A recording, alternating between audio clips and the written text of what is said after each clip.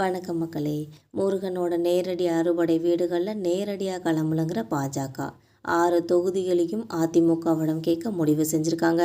இந்த தகவலை பற்றி ரொம்ப விரிவாக இந்த தொகுப்பில் பார்க்கலாம் வாங்க.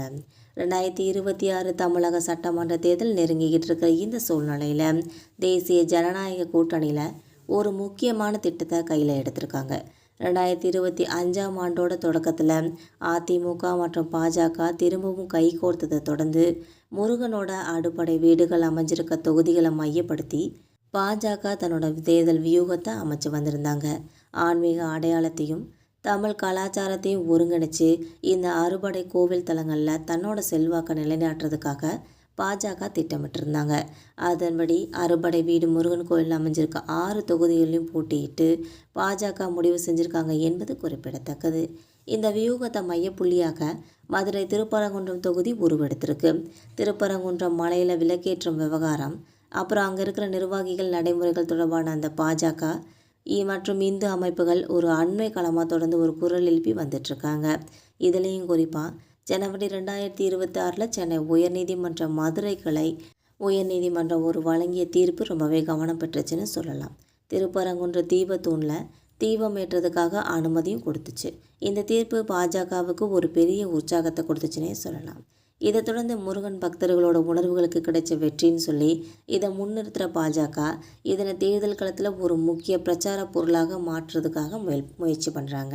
இதில் திமுகவும் பாஜகவுக்கு எதிராக நேரடியாக ஆடிச்சு திருப்பரங்குன்றம் மட்டும் இல்லாமல் பழனி, திருச்செந்தூர், திருத்தணி, சுவாமிமலை, பழமுதிர்ச்சோலைன்னு சொல்லி 6 ஆன்மீக மையங்களிலும் முருகனை சென்டிமெண்ட் மூலம் வாக்குகளை கவர்றதுக்காக பாஜக திட்டமிட்டிருக்குன்னே சொல்லலாம். திராவிட மாடல் அரசியலுக்கு மாற்றாக முருகன் அரசியல்ன்ற ஒரு அடையாளத்தை முன்னெடுக்கிறது மூலமாக பெண்கள் மற்றும் ஆன்மீகவாதிகளுக்கிடையே ஒரு தாக்கத்தை ஏற்படுத்தலான்னு சொல்லி அந்த கட்சி நினைக்கிறாங்கன்னே நினைக்கலாம். அறுபடை வீடுகளில் 6 தொகுதிகள் வேண்டும் அல்லது குறைந்தது 3 தொகுதியாவது அதிமுக கூட்டணியில் வாங்கி போட்டியிடணும்னு சொல்லி பாஜகவோட மேலும் ரொம்பவே உறுதியாக இருக்கிறாங்க.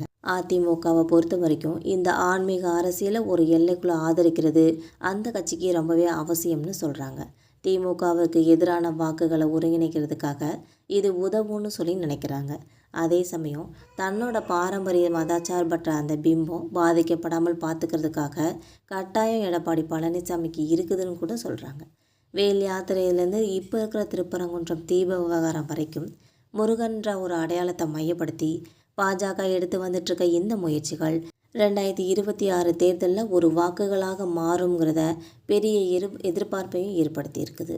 அறுபடை வீடு தொகுதிகளில் காவி அலை வீசுமா இல்லை திராவிட கோட்டைகள் நிலைச்சு நிற்குமாங்கிறது தான் தேர்தல் முடிவுகளில் தெரிஞ்சிடும்னே சொல்கிறாங்க. இந்த வீடியோ உங்களுக்கு பிடிச்சிருந்தா மறக்காமல் சப்ஸ்கிரைப் பண்ணி பெல் ஐக்கனை கிளிக் பண்ணி வச்சுக்கோங்க. அப்போ தான் நம்ம போகிற டெய்லி வீடியோக்கள் உடனுக்குடன் நோட்டிஃபிகேஷனாக வந்து சேரும். தேங்க்யூ.